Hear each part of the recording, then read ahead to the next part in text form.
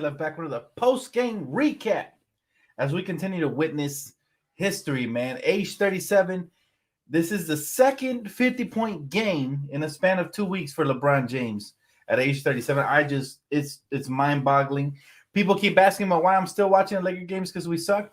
This is why, man. You never want to miss out on history, and the Lakers are constantly making it throughout the history of time. If you're a diehard Laker fan, you know that we've had some real greatness, man. And I gotta say, man, bow down to the king. This man, 37 years old, out here dropping 50s like it's nothing, man. Like he's sneezing them out. He's just blessing Crypto.com Arena like he's sneezing, man. Listen, wow, like what a performance, and he did it so efficiently. I mean, it's like he's sleepwalking out there and still drops 50. Think about that, guys. And here's the thing. It just hurts so much. Like, it's so good. What a game. But it hurts so much because we've had a poor season. Imagine if these 50-point performances were coming during a winning season. Can you imagine? There's no way they would be able to deny this man from the MVP conversation. That's the only thing that bothers me. But other than that, man, very proud of this team. We spoiled Kyle Kuzma's return. I thought TAC was phenomenal as well. Malik Monk. But LeBron James 50, man. I just make this up. He's 37 out here playing like a young man, like he's 27. And Dan, we had 2 wins after the break, and LeBron James has scored 50 to get us those wins. Yeah, that is true. We should have had more than that, though, to be honest with you.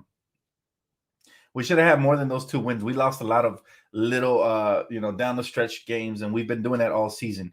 But you gotta just take what you can get at this point of the season. I mean, this is it. Are you not entertained, ladies and gentlemen?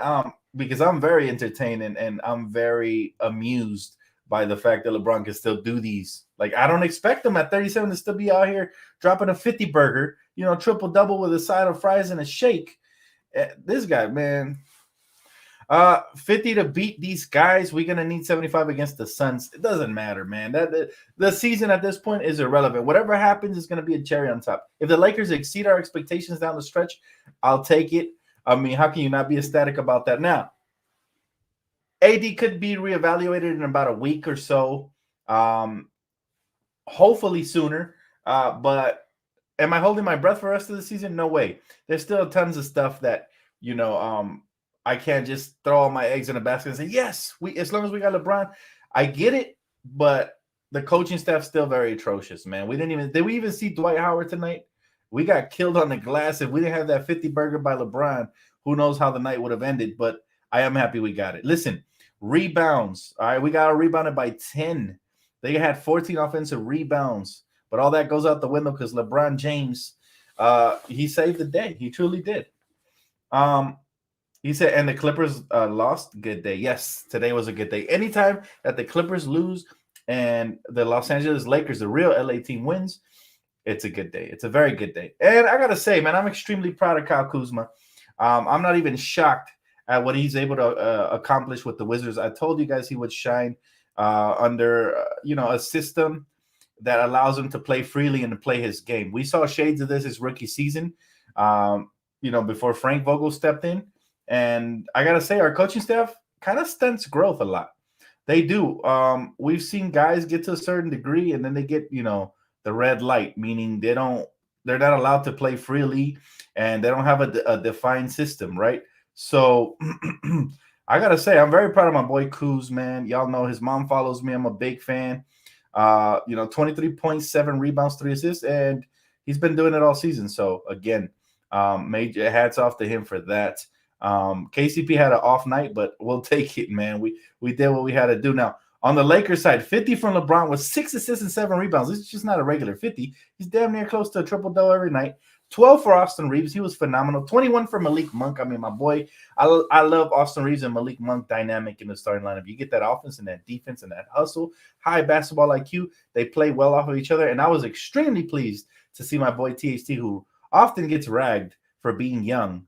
I'm extremely pleased to see him come out and drop 15 points off the bench. And that poster dunk off the spin move was phenomenal, man. I got to tell you, I got up off my seat. I was like, whoa, yes, he has that in him. We just need to see that consistently. But What an offensive explosion from him and off the bench. I loved it.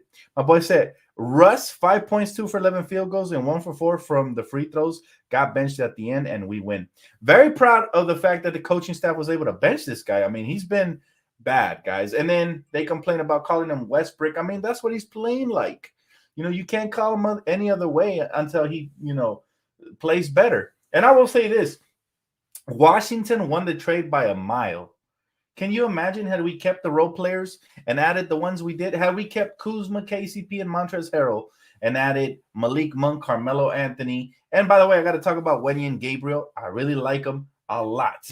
Dodgers getting Freddie Freeman. I am happy about that, man. Shout out to the Dodgers, baby. You see it. You see it. I got the shirt on, man, with the Mexican flag. Yes, sir. But like I was saying, they won the trade by a landslide.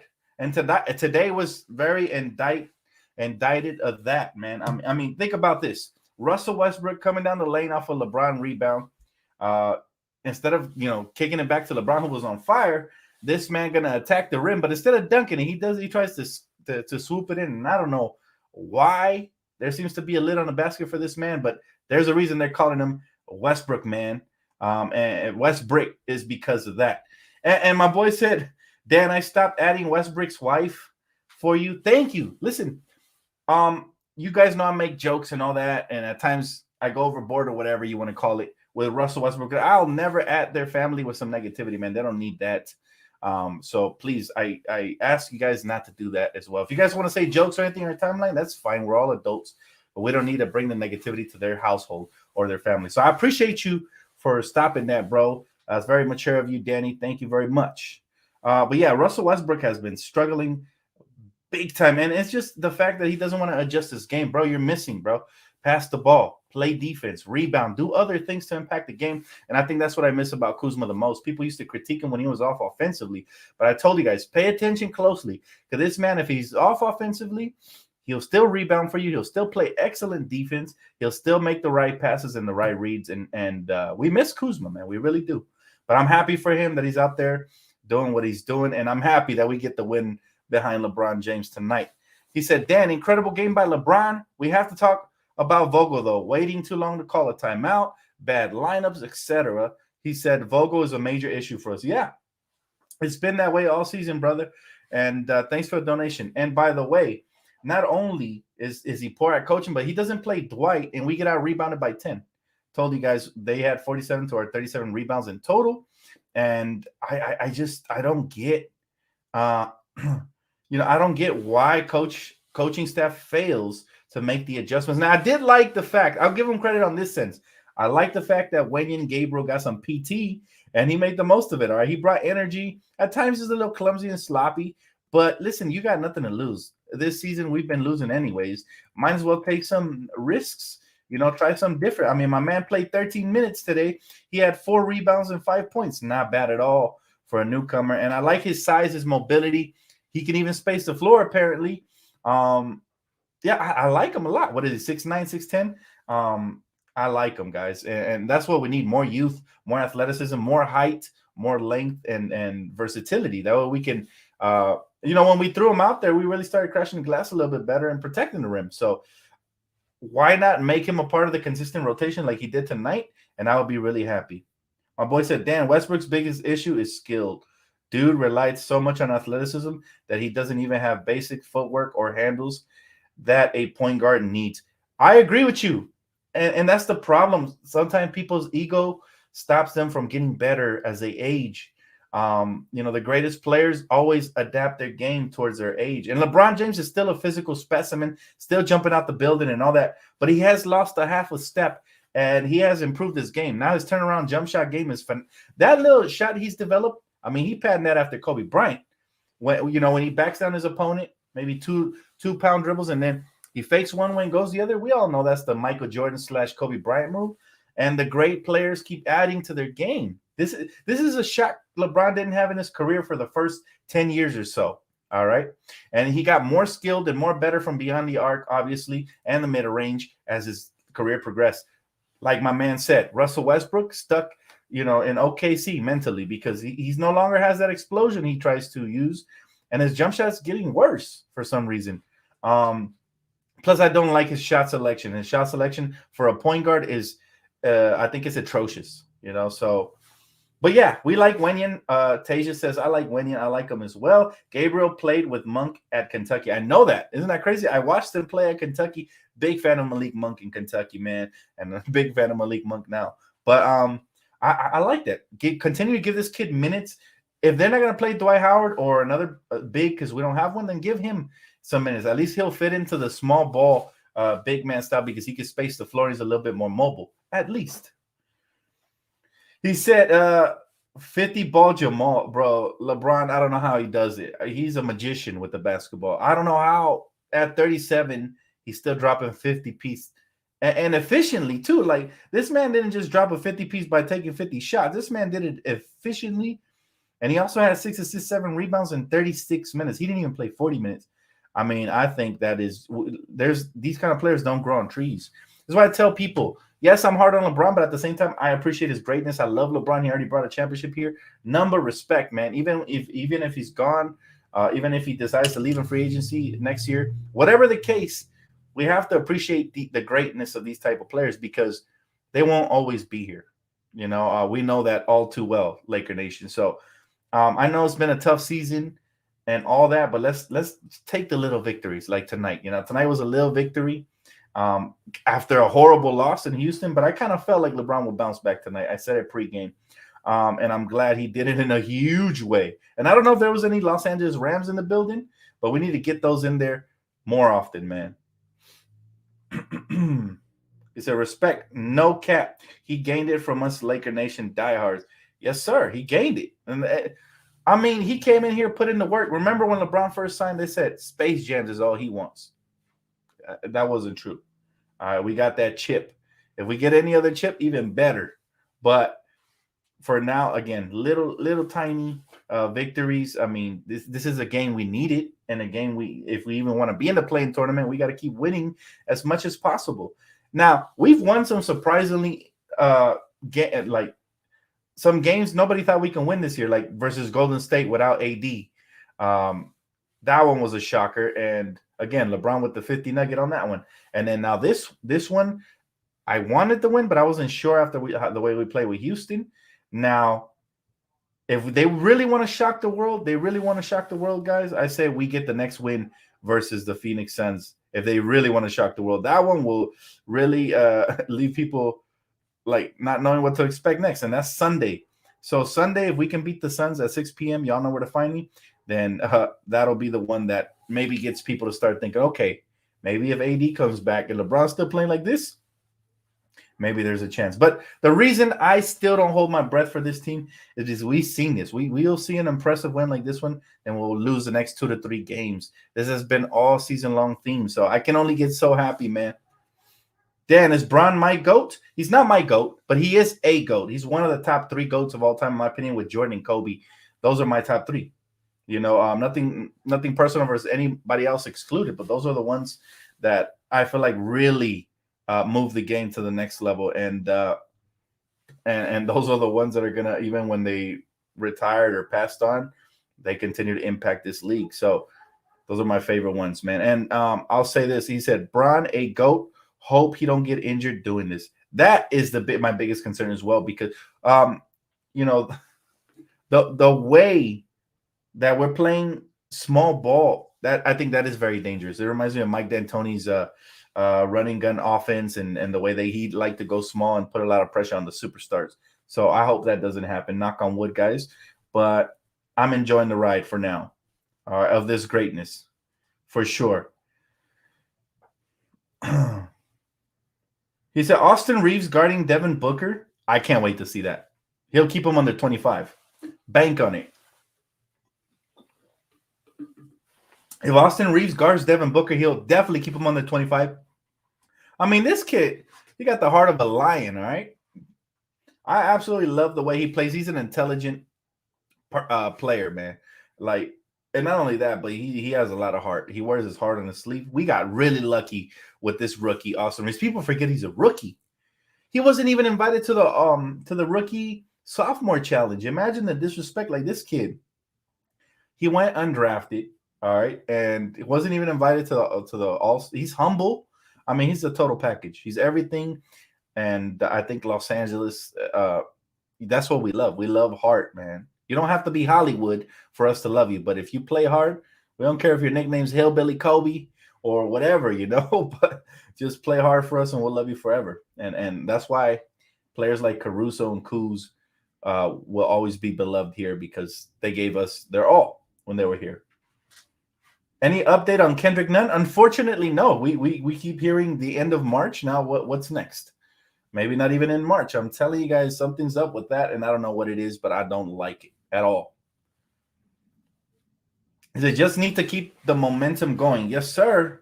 By the way, for those of you that were calling me on the app, I seen it going off right now. There will be no more phone call Fridays for the rest of the year. I'll probably address you guys through the comment section unless there's a crazy turn of events and we need to talk about it, right? But other than that, I realized that that way I don't neglect the comment section as much because sometimes phone calls tend to drag a little more. And we'll save those for next season again when we come in, or maybe in the summer when we come in with the hot news and all that, and you guys want to chime in, then I'll bring the phone call Friday back. But for now, I think it's done for the season, man. I think we're going to have a lot more fun changing up the podcast and stuff, man. I want to mix it up. I'm going to do some more reacting on this channel to like what, First Take says and stuff like that about our Lakers and more. So keep it locked for that. That should be interesting. He said, I love Wenyen Gabriel because unlike most centers, he hustles hard, especially on the perimeter. Also can't space the floor for us, which is necessary with how the paint dominant we are. That's true. That's true. I did like how mobile he is, especially on the defensive end. Now, he's a little clumsy. Sometimes I see him stumbling over himself or biting too much in the up fake. But the more PT he gets, maybe we can get a diamond out of the rough with this kid. I like him a lot. I really do. He's a project player nonetheless. He's not a finished and polished product by any means necessary. But I would like for them to continue to give him that playing time because I think this kid can be something. All right. I mean, he has the tools. The size is there. Athleticism is there. The jump shot, the form looks nice. Now they just got to work with what they got. Right. And maybe under Phil Handy, he can really get to that next level and try to reach his potential. He said we need to keep Monk and Reeves. Reeves is under contract for at least another year, but I do agree with you. I would love to lock him up long-term. God forbid what happened to Caruso happened to him. And Malik Monk is my biggest concern because I know he's going to have some suitors in the offseason. And that people are always trying to poach away our players. I mean, if you do good here, you probably can do good anywhere. So, and Malik Monk has had big game after big game. Tonight was another one. His performance does not go unnoticed, even though LeBron dropped that marvelous 50 piece. But Malik Monk, in the starting lineup has been phenomenal. 21 points, 4 assists, 3 rebounds, and some timely clutch buckets to put the game out of reach there in the fourth quarter, as soon as he came off the bench. So this is what I love about Malik. Malik's the type of player that he can be quiet for like half a quarter or whatever, but if he sees the ball go through the hoop 1 or 2 times, he can be hot for the rest of the game, even drop a 30 piece or more. And another thing, he's an instant microwave off the bench. So he's not the type of player that needs to be in the game and touching the ball constantly. He can get hot like this. All it takes is 1 layup or 1 dunk or a couple of threes, and he's off and running, right? 21 points, and he did that quietly tonight. But again, everything was quiet because LeBron just, he took the mic and it was game over. He said, how did you see THT today? THT has all the talent in the world. The only problem I have with him is that he still hasn't learned to like change of pace, right? There's time when he needs to slow it down, be under control. This guy's always at 100 miles an hour. That's the problem I have with him, but at the same time, that's not a bad thing because he has a high motor and I like that.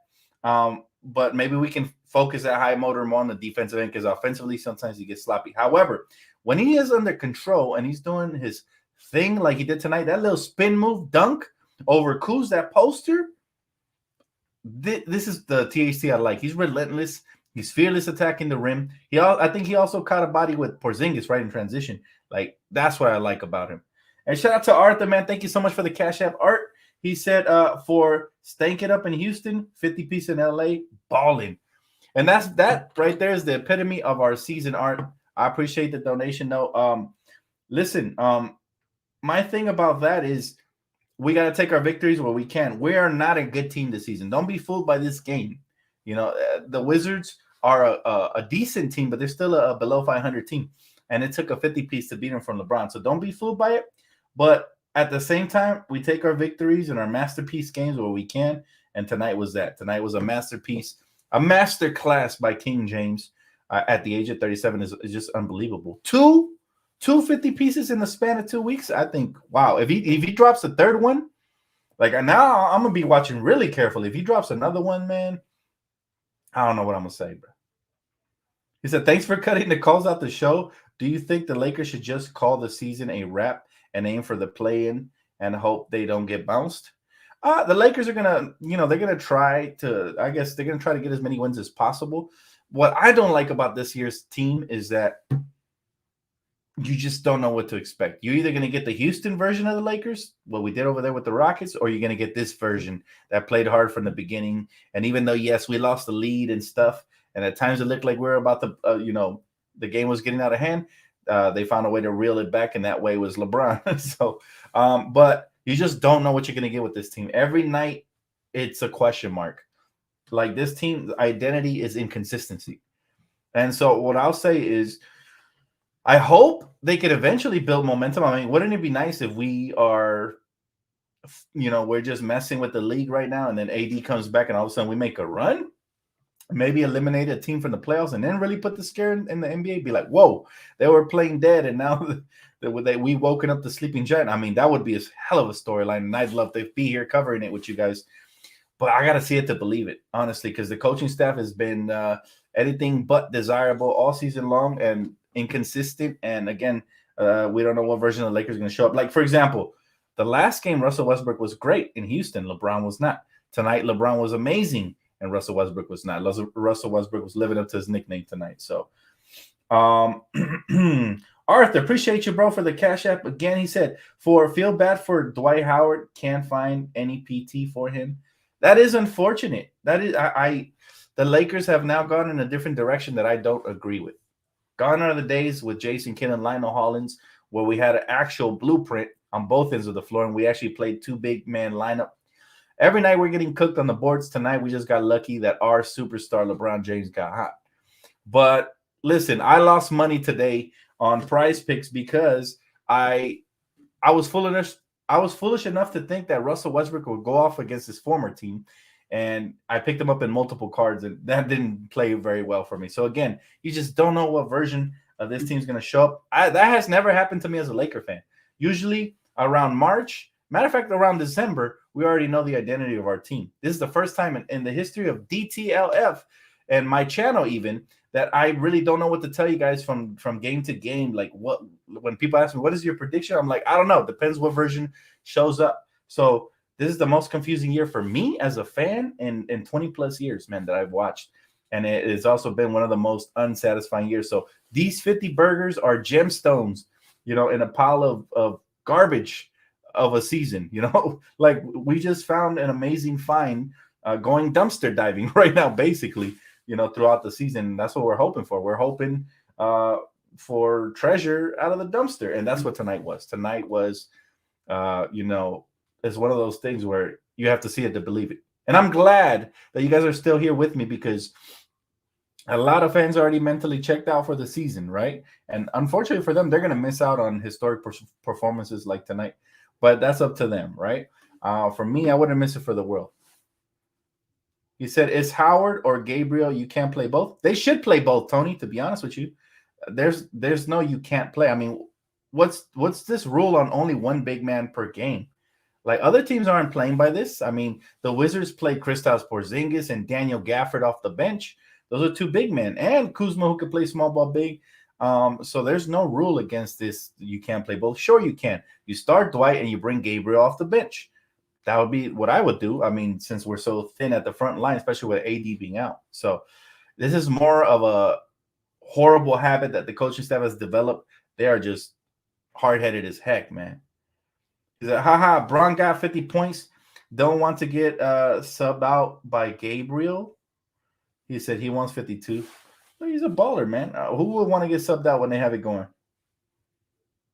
You can't play Dwight against a stretch five. Well, I mean, that's the modern day NBA. But what I would do is, okay, if they got a stretch five, then you can switch, right? Not everybody on the Wizards can shoot lights out, right? Not everybody can. So if they can switch 1 through 5, then that would be perfect. The rotations just got to be sharp. You can play Dwight, and then we would have to exploit them in the paint when they go thin. I mean, but we don't play that brand of basketball in the NBA is very rare. There's very few coaches. There's very few Popovich types who still exploit their mismatches, and coaches that actually know what they're doing. Most of these coaches, they're just like, listen, if you can hit threes and you can semi-defend, you'll be out there at the 5. That's basically it, man. That's the modern day NBA. And I honestly, I don't like it. It's not efficient. It's not efficient. And you get exploited every time you go small. So I don't like it. The Lakers lost 13 games that they should have won this season. The Lakers should be 42-24. They lost more than 13 games, to be honest with you. They lost like 22 games down the stretch that were within 5 points all season long. And not only that, maybe more. I lost count. Not only that, but not only the games we should have won, but the ones we got blown out into, some of those were winnable. Like we got blown out by the Thunder, by the Kings one game. Like those are embarrassing losses as well. My boy Gabriel, appreciate the donation, man. He said, what's up, Dan? He said, I'm very well pleased with my Lakers with a win. LeBron, another 50-point game. Hopefully, we can build on this for the next game against the Suns. Laker fans, no matter what, diehards all the way. Yes, sir. Gabriel knows what's up. Now, again, with the inconsistency of this team, I would tell you this, man. Don't get your hopes up too high just yet. Now, if they go into Phoenix and they beat them, now I'm gonna start feeling some kind of way. Like, okay, but I need at least 3 wins in a row, man, before I can start thinking, okay, maybe there's an outside puncher's chance. But for now, I still feel like this team is gonna turn around, disappoint us again because they've been doing it all year. Like fool me once, shame on you, but fool me twice. You know how the saying goes. You can't continue to get fooled and fooled. Eventually, you're going to learn from your mistakes. My mistake was that I thought eventually this team would turn it around. I thought maybe Westbrook would get on the same page and buy in and put his ego to the side. I thought the coach would eventually figure out the rotations. None of that has happened. Tonight, we got lucky that our special player showed up, man. And by the way, this Laker Lucky Jacket, the new one, shout out to my sister for this one, Tara.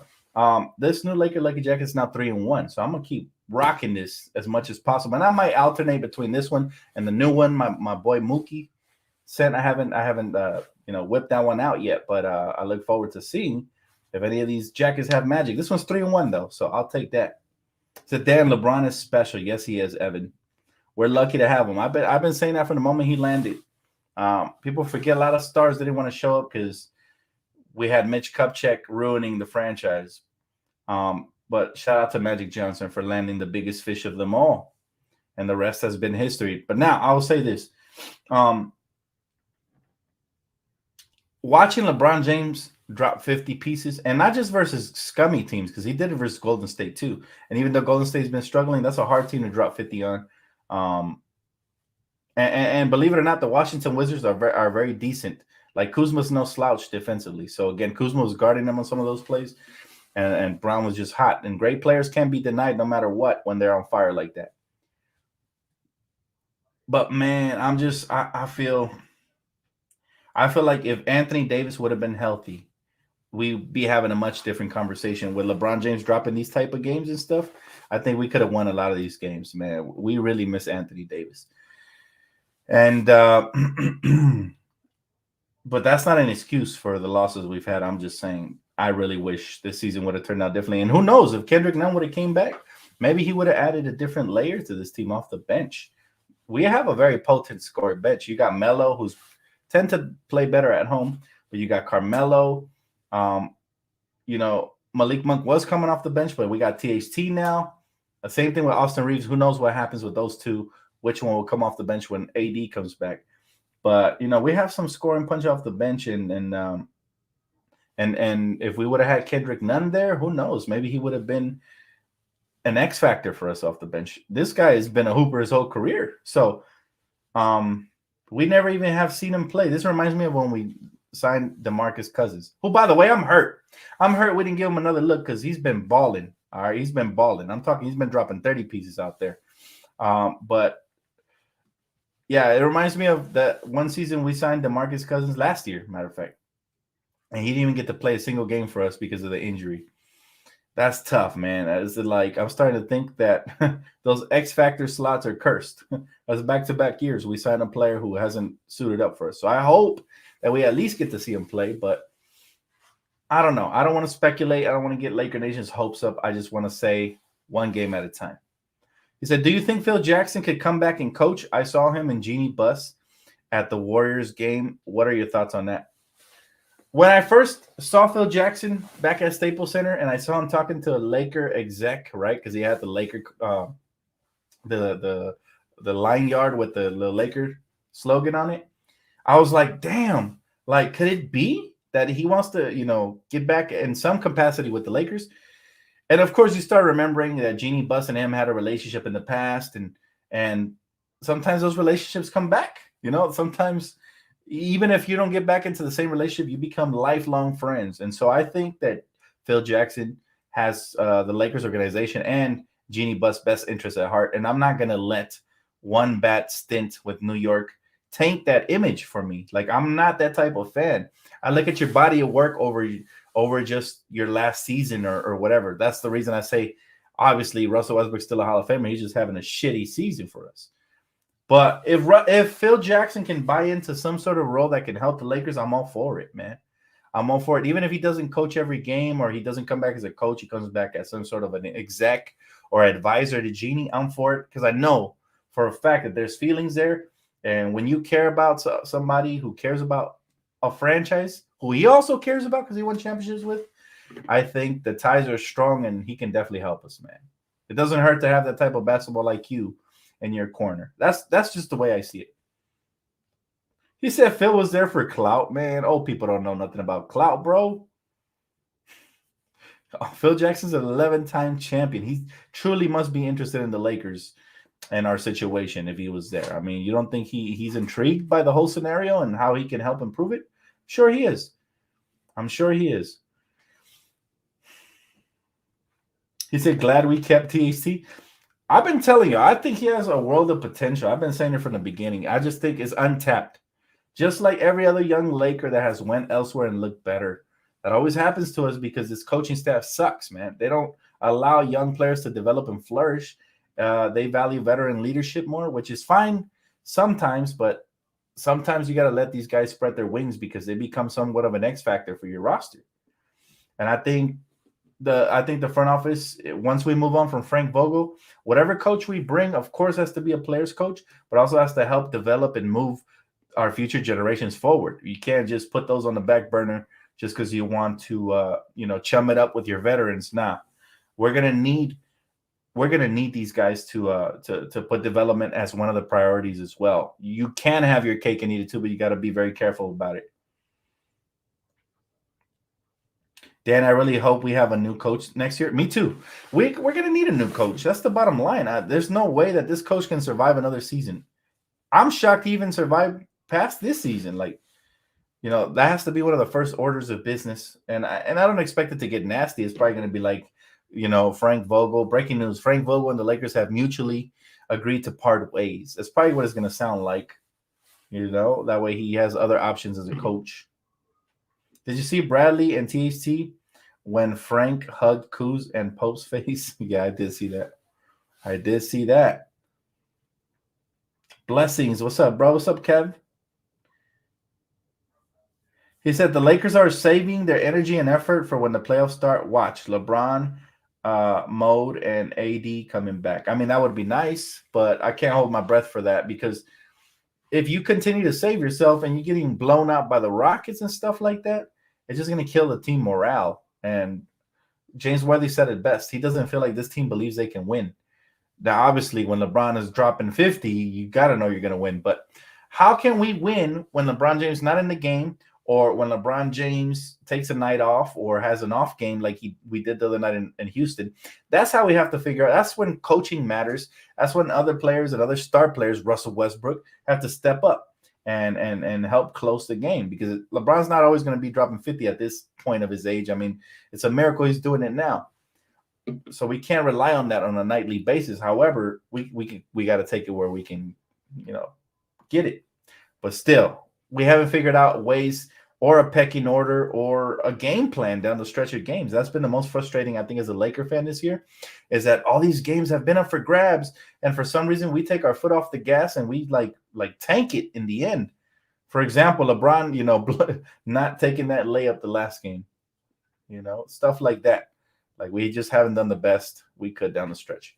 Denver Nuggets baby says, Dan, who do you think is the best six-man in Lakers history in your opinion? Good win, by the way. Got to give LeBron his flowers. Respect greatness. Yes, sir. Appreciate you, man. That's a great question. I'm going to defer that question to Laker Nation, man, because there's been some Laker fans here that have been Laker fans even longer than me. I've been a Laker fan since 1996, 1997, when Kobe Bryant came in the league, and we had Nick Van Exel, Eddie Jones, and all them cats. So I'm sure they saw plenty of big men before, before me. My favorite big man, six man, personally, was Lamar Odom, ever, because we're talking about all-star potential. We're talking about 6'10" with passing vision of a point guard. When he got aggressive, he could attack the rim like a slashing wing, and he could shoot the three and rebound and defend. Like, he was a jack of all trades, man. And so Lamar Odom will always have a special place in my heart, and he's always going to be my favorite six-man, unless another six-man comes in and just kills it and wins championships with us as well. But yeah, Lamar's my favorite of all time. But what does Laker Nation think? Anybody you guys put over Lamar Odom? I would love to know, man. You said best six-man ever, rookie Kobe. Ooh, Tony with the curveball.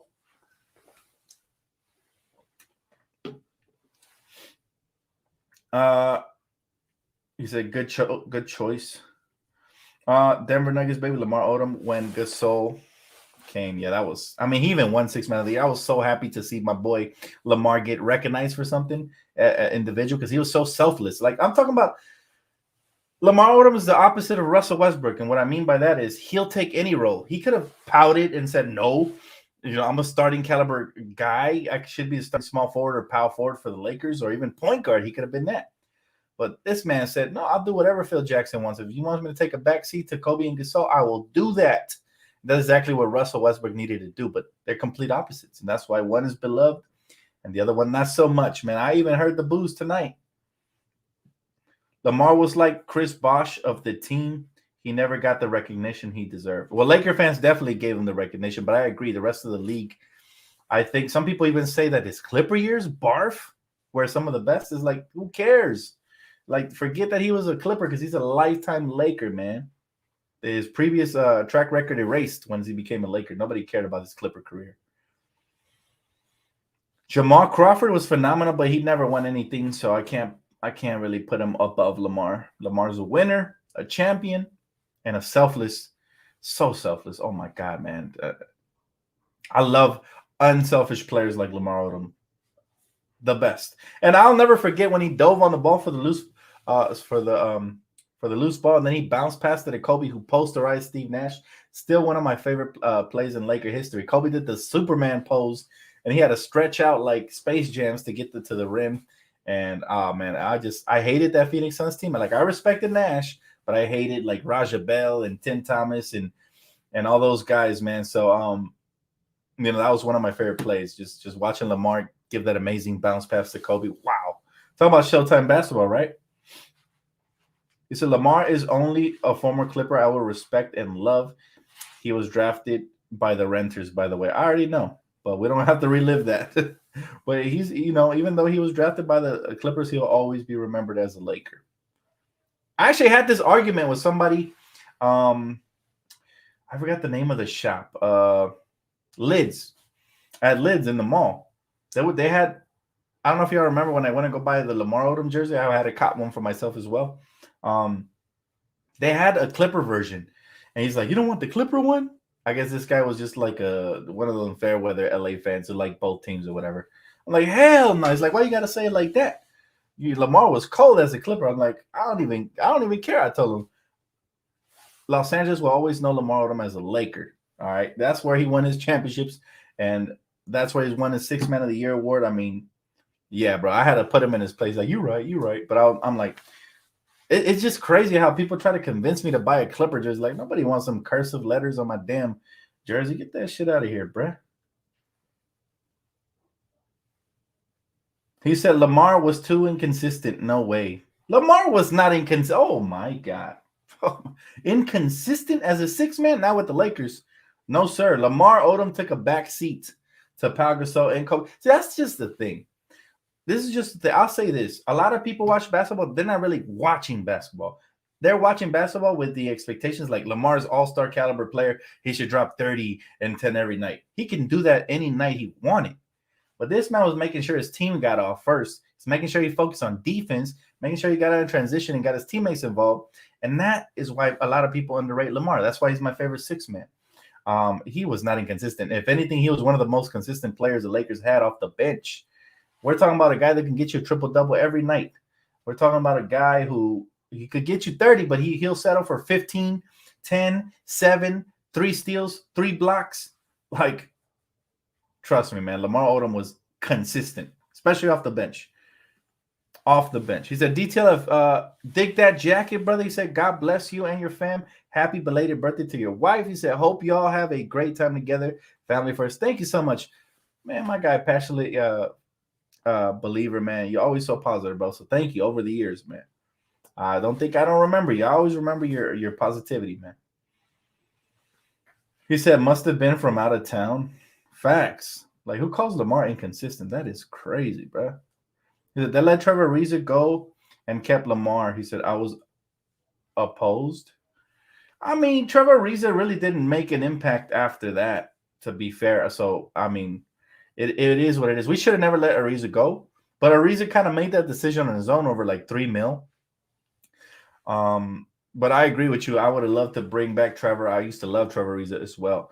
But Lamar Odom, man, I just wish we never traded him. I wish we never traded him. I understand it had to be done because that package for Chris Paul. And after that, he was upset that he had gotten traded and it wasn't the same. But, man, I wish he would have retired a Laker because this guy was just – and he had a gold heart. He was just a great dude, man. Just a great, great guy. He said Lamar just played his part. That's what I'm saying. And this is what people don't understand. They do the same thing to Kuzma.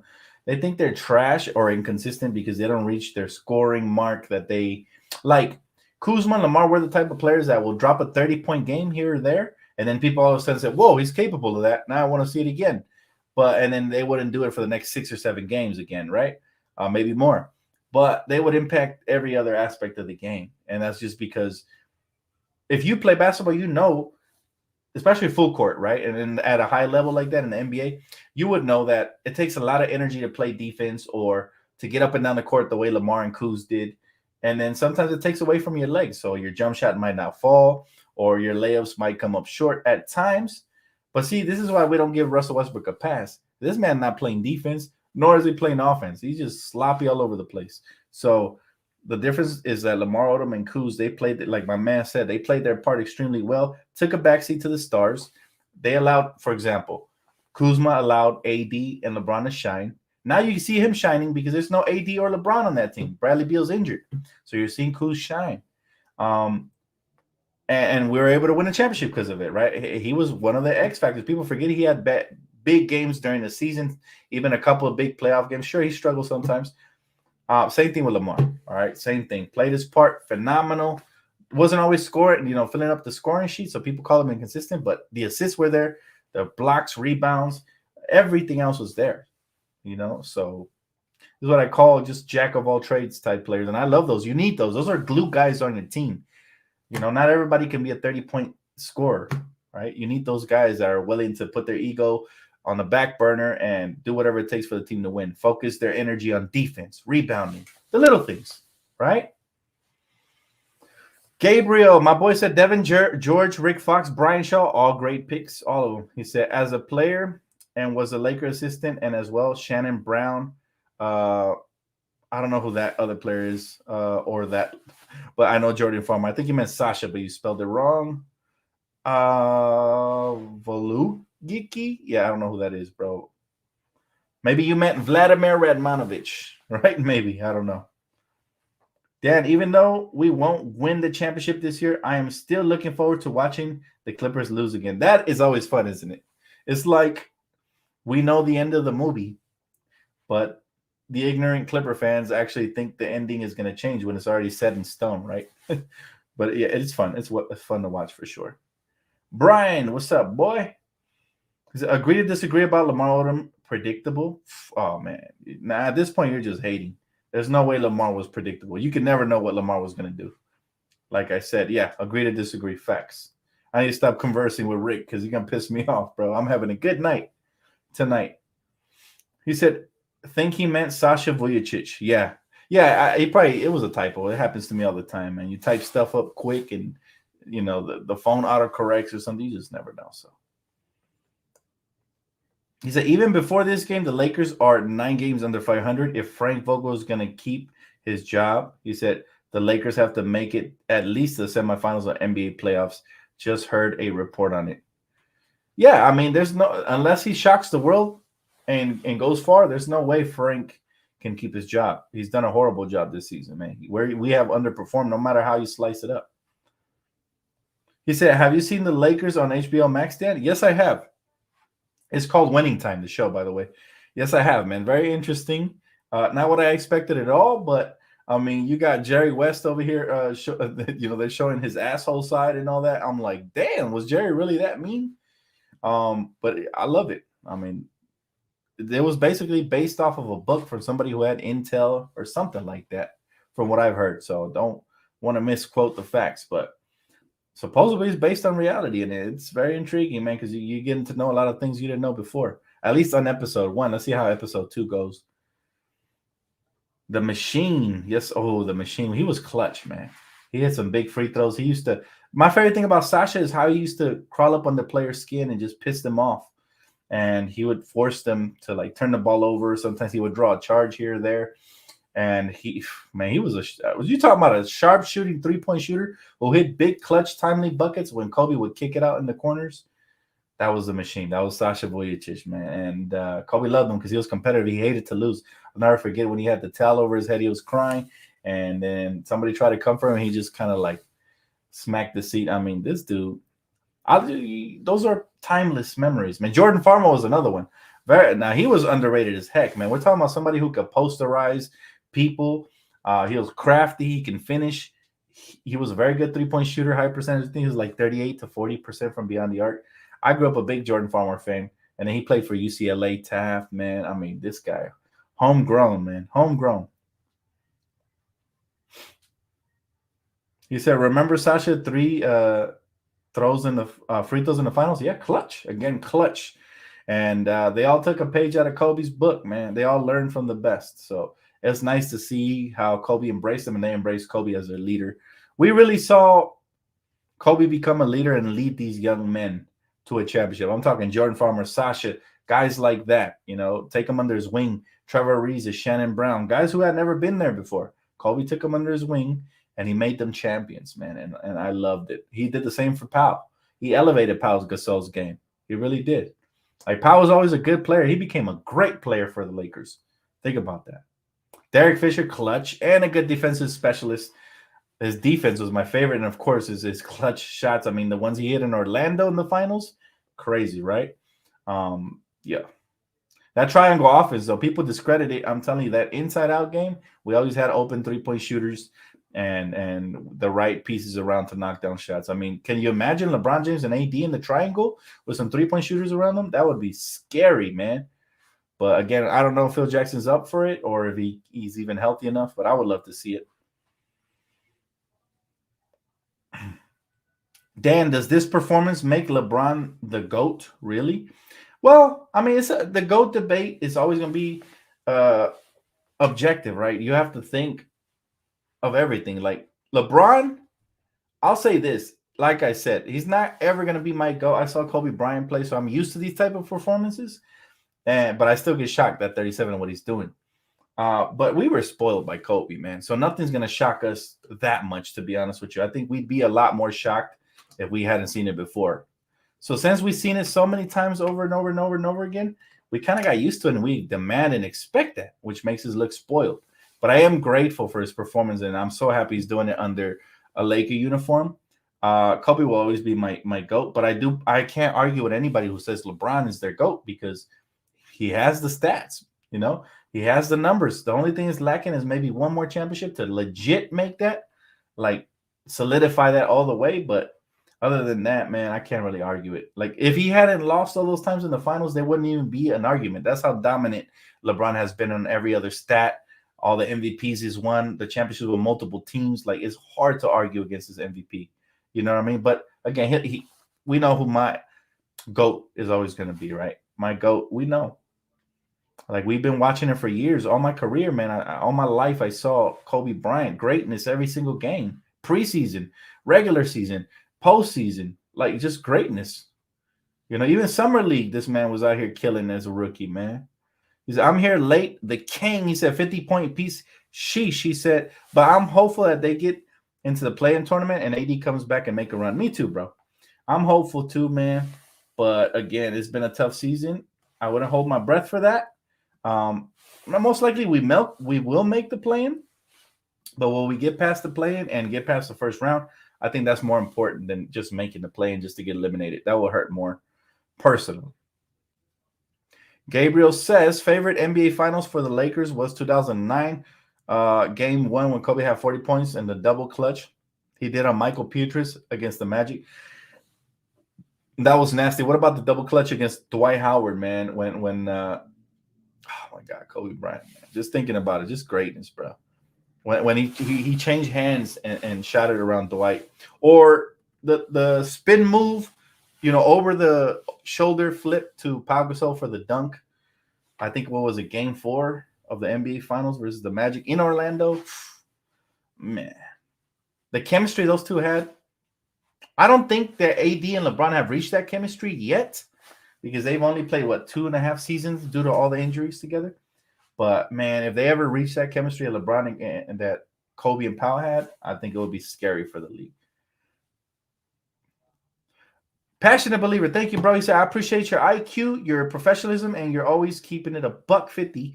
Bro, only the real ones continue to ride with our Lakers. Way to always rise to the top. Be blessed. Thank you, bro. That means a lot. Y'all know when I started this channel, we were struggling mightily. I mean, we're in the rebuilding years, brother. So this ain't nothing, man. This is a piece of cake. And even then, it was a piece of cake because you love the Lakers. There's always a positive twist to put even on negativity, right? At the time, we were developing young talent and all of that. So we were looking forward to the future. Now we're at the point where we're enjoying the greatness. It's a win-win to be a Laker fan, even in a tough season, right? So, but thank you, man. That means a lot, bro, that you guys appreciate it like that, man. Pau was a cerebral center. Yes, he was. He was all about finesse, but he got tough in the finals, man. After we lost to the Celtics, the next finals, he got really tough. So he elevated his game to match Kobe's intensity. And I think that was the thing that was off in the first finals when we lost to the Celtics. Not only the fact that obviously Andrew Bynum was injured, people forget that. I think Andrew Bynum healthy with Pau Gasol there and Kobe would have had 6 championship rings right now. You know, and my thing is, yeah, we can make excuses and all this and that, but if Pau Gasol elevated his play and his intensity to match Kobe Bryant's. And this is what I mean by leadership, man. Real leaders elevate players. What happened? LeBron James elevated Anthony Davis' game the moment he arrived here. That's why AD was looking like we were really thinking about who's going to be the finals MVP between AD and LeBron, because they've both been phenomenal all playoffs long and in the finals. So, man, that's just, you know, I love greatness. I love greatness. And I hope that we continue to see this in the playoffs, because I want at least one more crack at seeing LeBron and AD together making a deep run for our Lakers. At least one more. And if we can accomplish that next season, that'd be great. If we can accomplish it this season, even better. But watching LeBron drop 50 piece, I'm like, he's still got a lot left in the tank, man. Sometimes he's just probably uninspired due to the injuries or the lack of trades or whatever the case, or just Russell Westbrook playing like a bonehead. But at the end of the day, I think they're still capable of one more deep run, man. One last hurrah before LeBron rides off into the sunset and all of that. So, Timothy, yes, sir. Absolutely. He said, Bynum, we don't lose. That's what I'm saying. Andrew, people forget Andrew Bynum was a top 3 center in the league at that time. He was Andrew Bynum, man. He was on the heels of Dwight Howard, and he actually, I think he surpassed Dwight Howard the year when we traded him for Dwight Howard, when they went on a 3-way deal to Philly, before all the injuries. So I actually think he at one point surpassed with his skill because he was dominant, man. Not only that, I loved it when we played pick and roll between Kobe and Bynum, and Kobe would either drop, a bounce pass to Bynum. Bynum, he was so skilled with the footwork that he would like take a one bounce dribble similar to Shaq, do drop step and hammer it on folks who just finished with either the right or the left. He had a nice little hook shot that Kareem was teaching him. I mean, I really loved developing Bynum and actually seeing him being a major part of a championship run. I don't think there's like a bigger sense of accomplishment from a fan to watch a baby, look like a baby deer in the headlights, like Andrew Bynum, a baby Laker, develop into a strong young man. He literally went from getting dunked on by Shaq to posterizing the league, including Shaq that same night, throwing on some muscle. The skill set was there. The free throws were beautiful. I mean, I think he dropped a career high once on the Clippers, something like 40 something. I mean, it was truly a dream come true to see us develop a young kid from high school and watch him become an all-star, because he actually became an all-star. And I think that's what a lot of Laker fans, we wanted to see that again with obviously Brandon Ingram and D'Angelo Russell or Julius or one of these kids, right? That would have been, I think, sweet to have won a championship with one of these. But I was happy that at least Kuzma was a part of the championship run. That's why I always have a special place in my heart for those type of players. We drafted them, man. It's like our feelings are always attached to them forever. But anyways, thank you guys so much for tonight, man. Always a blessing. Thanks for the donations and support, man. Again, major shout out to the sponsored Prize Picks. If y'all haven't checked it out, please do. It's always fun to play, and you win cash as well. So check it out. Promo code DTLF. All right, guys. Have a great night. Don't forget to smash the like button. I'll see you guys on the next one.